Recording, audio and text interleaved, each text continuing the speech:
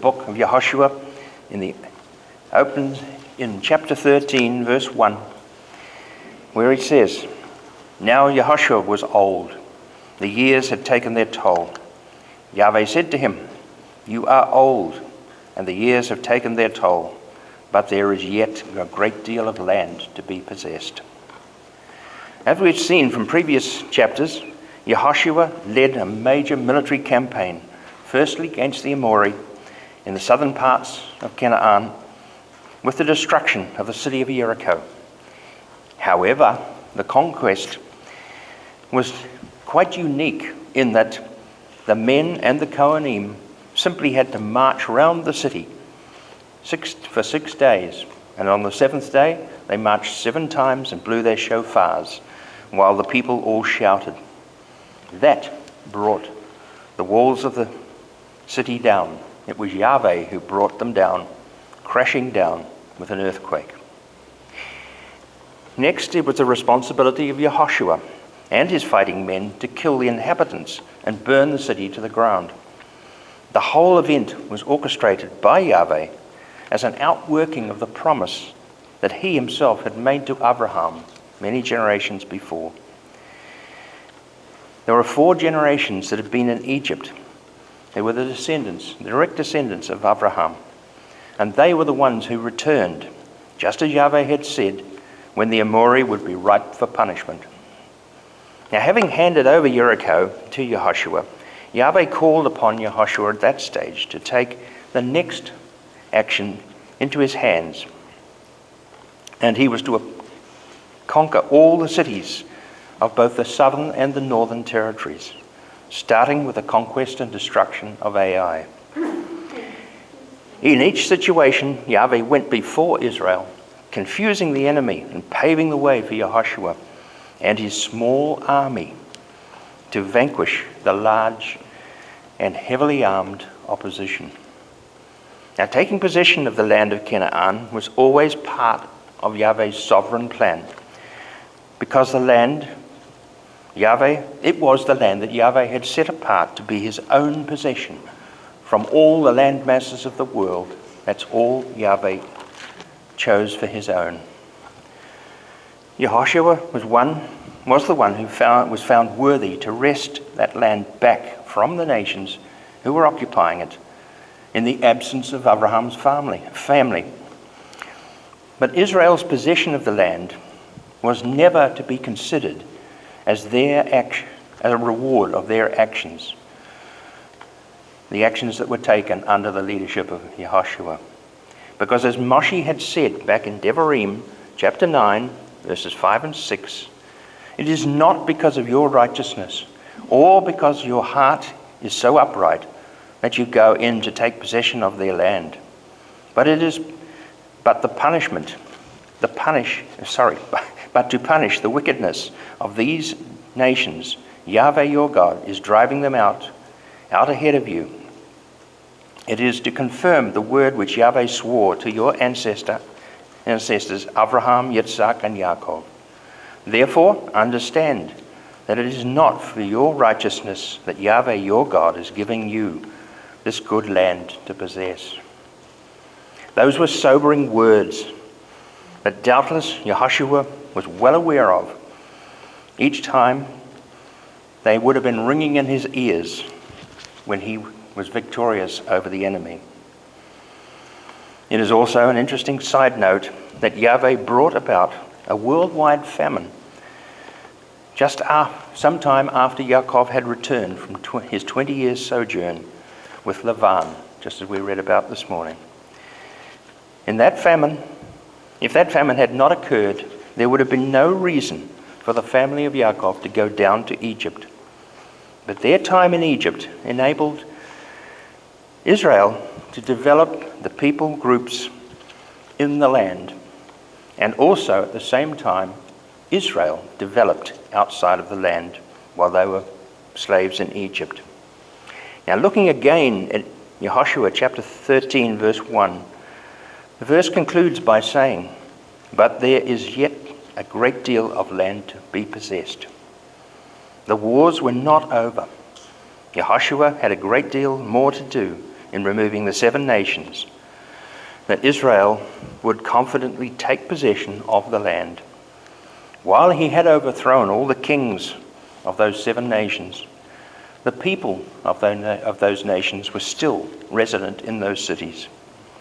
So the narrative continues in verses 6 through 7, where Yahweh is speaking about how he would expel the remaining inhabitants ahead of the people of Israel. All Yahushua is now required to do is assign the various portions of the land to the 9 tribes who would take possession of everything west of the Jordan, along with the half-tribe of Manasseh. However, part of the land west of the river was still firmly in the grip of the Philistine. As we have mentioned previously, there was no direct explanation in the book of Yahushua as to why the Philistine were allowed to remain in that part of the territory that Yahweh had chosen to be his own. As we will see later in the book of Judges and in the 2 books of Samuel, that the Philistine continued to dwell in the coastal region of Gaza and parts of the Negev, and continued to cause a great deal of trouble for Israel, even to this day. Yahweh then turns his focus in verse 13 towards the territory east of the river, and reminds that remained the possession of the Gehushi, who at that time still lived amongst the people of Israel.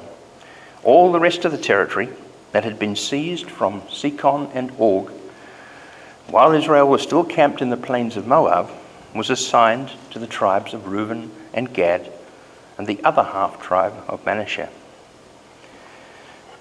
Verses 13 through 31 give a long and detailed account of the cities, the towns, and the villages that were given to the 2.5 tribes east of the Jordan. The chapter then concludes in verse 33 with the words, "But the tribe of Levi, Moshe gave no inheritance. Yahweh, the God of Israel, is their inheritance." Now these words are important, and an important reiteration of what Yahweh had said to Aaron back in Bamidbar, Numbers, chapter 18. That is one of the few times that Yahweh actually spoke directly to Aaron. Normally he spoke through Moshe, but this time he was telling the Kohanim what was required of them in establishing their roles immediately after the death of Aaron's 2 sons. In Bamidbar, chapter 18, begins with a very stern warning to Aaron, which is then followed by the clarification on what would be expected from Aaron and his sons. In verse 1 it begins, Yahweh said to Aaron, "You, your sons, your father's family," that is the line of Levi as a whole, "will be responsible for everything that goes wrong with the sanctuary." Stern words. Yahweh then sets out how the Kohanim are to be in charge of everything relating to the Mishkan. But the contributions of the people offered to Yahweh would become their possession. Everything consecrated to Yahweh would be unconditionally given to the Kohanim as their sustenance and support from within the community. Yahweh then said to Aaron, "You are not to have any inheritance or portion of their land. I am your portion and the inheritance among the people of Israel." The tribe of Levi would receive 1/10 of Israel's collected spoils and booty, and 10% of everything that the land produced. In turn, the 10% of the 10% was to be set aside to support the Kohanim. That is how Yahweh made provision for the Leviim and the Kohanim in Eretz Israel. Now that brings us to chapter 14. In verses 1 through 5, it defines how the land was to be apportioned out to the 12 tribes. The responsibility for the land distribution fell to Yehoshua, Eleazar the Cohen, and along with the tribal heads of the sons of Yaakov. They all drew lots to determine how the land would be divided. As Moshe had earlier agreed that the land east of the river would be given to Reuben, Gad, and half of Manasseh, their portion was actually excluded from the lots cast for the remaining 9.5 tribes west of the river. In accordance with the promises made in Bereshit chapter 48, Joseph was given a double portion through his two sons, Ephraim and Manasseh, with the tribe of Levi being withdrawn from the allocation as considered earlier. So the Leviim and the Kohanim, who had been made up of the tribe of Levi, however, were given 6 cities, 3 on the western side and 3 on the eastern side of the river, with the surrounding open land for their own livestock and crops. They were given those 6 cities, which were to become cities of refuge in cases of crimes committed accidentally, as in accordance with the instructions that Yahweh had given to Moshe in Bamidbar chapter 35. So what about the promise to Caleb? The rest of chapter 14 is devoted to the inheritance that was promised to Caleb by Moshe.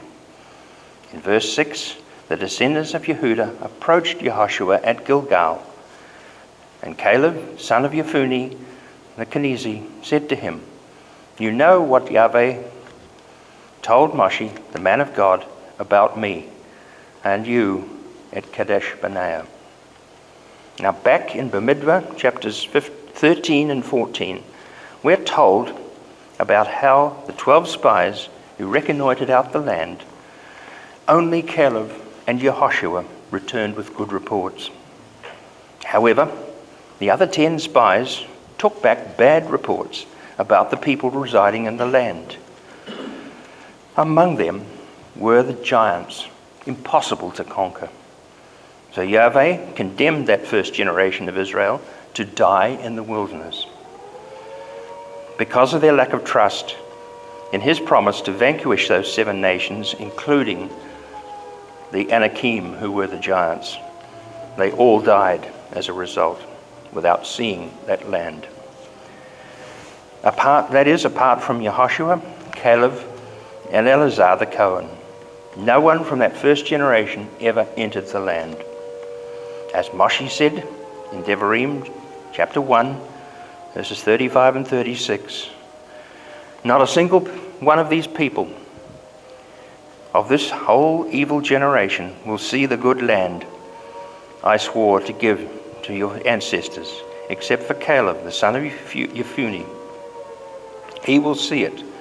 I will give him and his descendants land that he walked on, because he has fully followed Yahweh. Now in Yehoshua chapter 14, verses 7 and 10, Caleb says, "I was 40 years old when Moshe, the servant of Yahweh, sent me from Kadesh Barnea to reconnoiter the land, and I brought back to him an honest report. Today I'm 85 years old." This was the time Caleb received the promised territory that he'd been promised 45 years earlier. So in verses 13 and 14, we're told Yehoshua blessed him, gave Hebron to Caleb, the son of Yefunni, as his inheritance. So Hebron became his inheritance to this day, because he was the one who'd followed Yahweh, the God of Israel, completely. Following on in verse 15, there is a bracketed insert about the history of Hebron, where it says, Hebron was formerly known as Kiryat Arba. This Arba was the greatest man among the Anakim. If Kiryat Arba had lived in Hebron and was the greatest amongst the Anakim, it must be asked, why was he not mentioned at any stage in the book of Bereshit or Genesis. Yet it was the city of Kiryat Arba that it was there that Abraham bought the cave and buried Sarah. Later, Yitzhak, Rivkah, Leah, and Yaakov's first wife, were all buried there also. Also, we will see in next week's parashah that Esau and Yaakov together lay their father, Yitzhak, to rest in that same cave.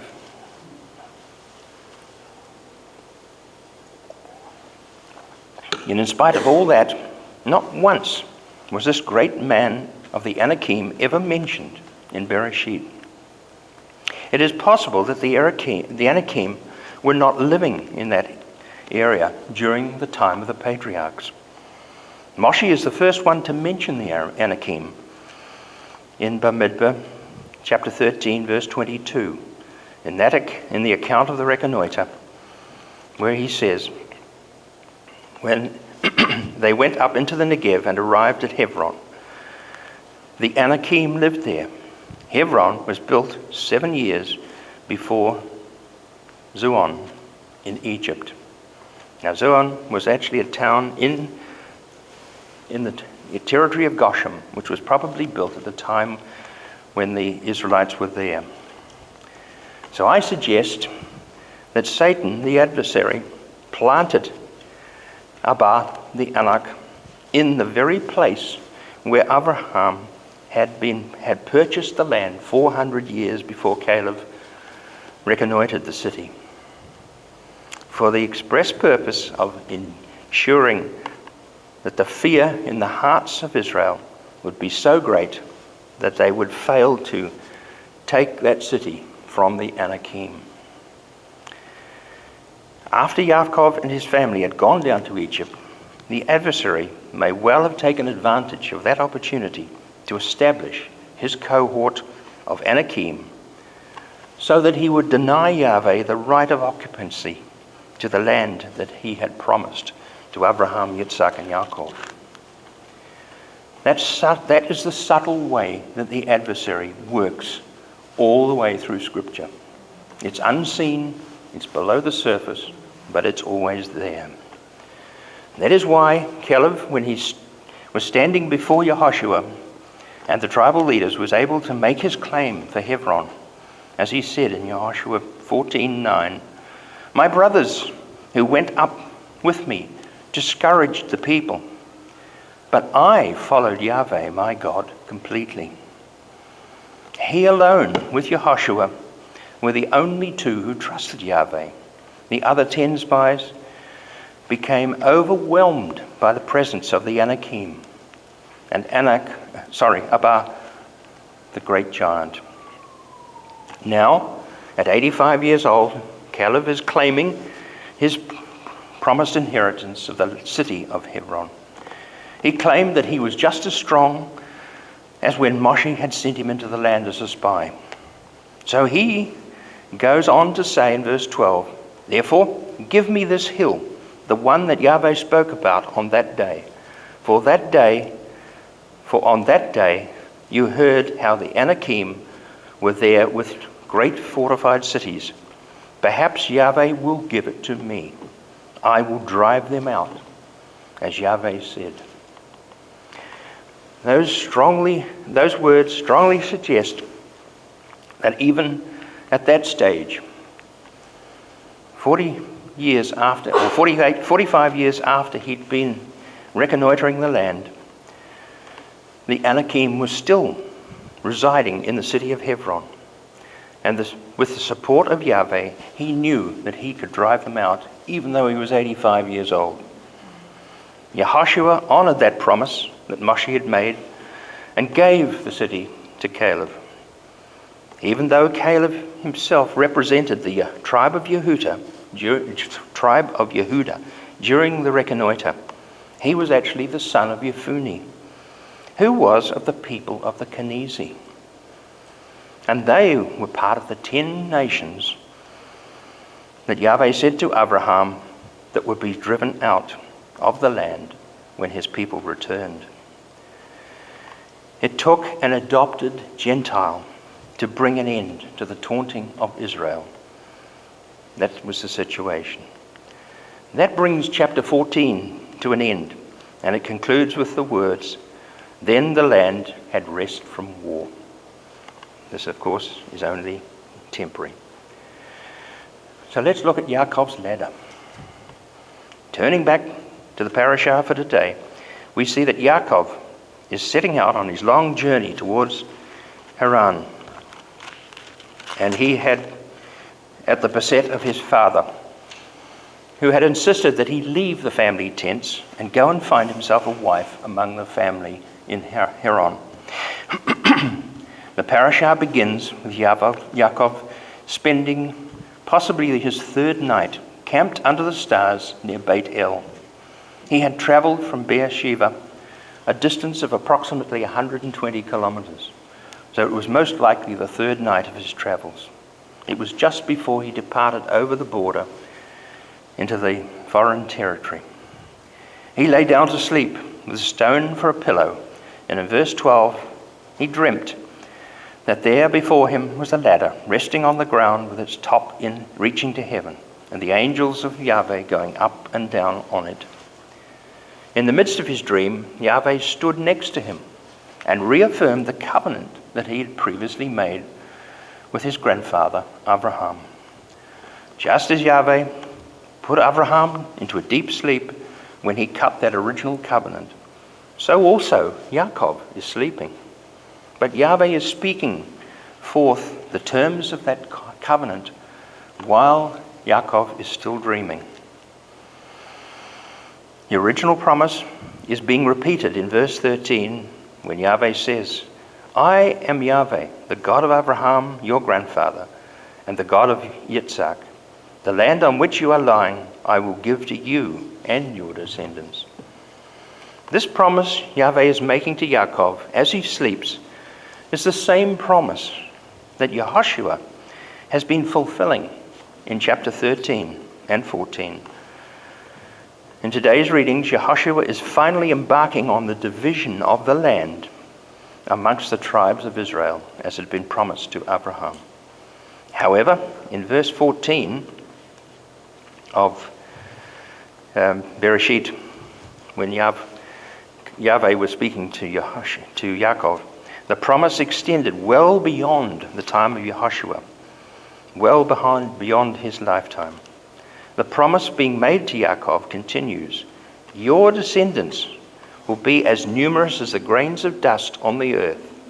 You will expand west and to the east and to the north and to the south, and by you all the descendants and all the families of the earth will be blessed." Certainly, Israel was broken up at two separate stages and dispersed to the 4 points of the compass. There was no need for Yahweh to explain at that stage how or when this would happen. It was simply a prophetic statement that would be fulfilled progressively. Then Yahweh returns to Yaakov's immediate situation and promises what he needed to hear with the words, "Look, I am with you. I will guard you wherever you go, and I will bring you back into this land, because I won't leave you until I have done what I have promised I will do." Even though Yaakov was buried in the cave by his forefathers, even though Yaakov was buried in the cave with his forefathers in Hebron before his family actually exited from Egypt, his descendants even now are still fulfilling the words spoken on that eventful night. What Yahweh was going to do with Yaakov is still remaining to be completed. While Yaakov was listening and hearing all that Yahweh was saying, he was also seeing in that dream the ladder with its feet on the earth and extending to heaven. All the while there were angels of Yahweh ascending and descending. That is similar to what Yaakov encountered when he had the battle of the struggle with the man on his return journey 20 years later. It appears that as he was departing at this stage from God's chosen territory, his guardian angel was ascending and giving way and being replaced by another angel who would guard him while he was with Lavan until he returned. At the beginning of the ministry of Yeshua, we're given a little deeper understanding of the significance of that ladder, which is the only other mention of the ladder in the whole of Scripture. During the calling out of the 12 Talmudim, when he encounters Nathanael, who was, first of all, rejects the idea that the Mashiach could come from the Galilee. When he finally Nathanael accepts Yeshua as the Mashiach, Nathanael said to Yeshua said to him in Yochanan 1:51, "Yes, indeed, I tell you that you will see heaven opened and the angels of God going up and down, not on a ladder, but on the Son of Man." So what did Yeshua mean by saying those words? Nothing more is said about the ladder in the whole of Scripture. That question still remains to be answered fully. So returning to Yaakov, when he awoke from his dream, he realized the significance of what had happened while he'd been asleep. And the stone that he'd laid his head on as a pillow stone, he raised as a monument and even poured olive oil over it and pronounced the place Beit El, house of God. And the rest of this parashah focuses on the twists and turns of Yaakov's encounter through the time he was living with his uncle Lavan. It was a torturous 20 years before Yaakov was able to return to the tents of his father. By the time he returned, Rivkah, his mother, had died. That was a consequence of her part in the deception that had earlier brought Yaakov the birthright as the firstborn. But she never did again see her beloved son after he departed for Haran. In a similar way, Yaakov, because of continuous deceptions throughout his life, and Rachel herself, who stole the family idols, died on the return journey and could not be buried in the cave, the family cave at Hebron, because she died close to Bethlehem. So she was separated. The one he loved the most was the one who could not be in that tomb. Instead, it was Leah who actually ended up in the cave at Hebron. However, Yaakov, during his absence from the land of Canaan, managed to father 12 sons, along with his nephews Ephraim and Manasseh, the sons of Joseph. They all became the tribes which Yehoshua was able to lead back into the land as promised. Once again, we see that in spite of many deceptions of Yaakov, he was favored ahead of his brother as the one who would carry through his part in the development of God's sovereign plan. While the work of Yaakov is still not yet complete, he paved the way for his descendants to be brought back into a full relationship with their Creator. As Yahweh promised Yaakov during his dream in Bereshit 28:14, by your descendants, all the families of the earth will be blessed. Shabbat Shalom.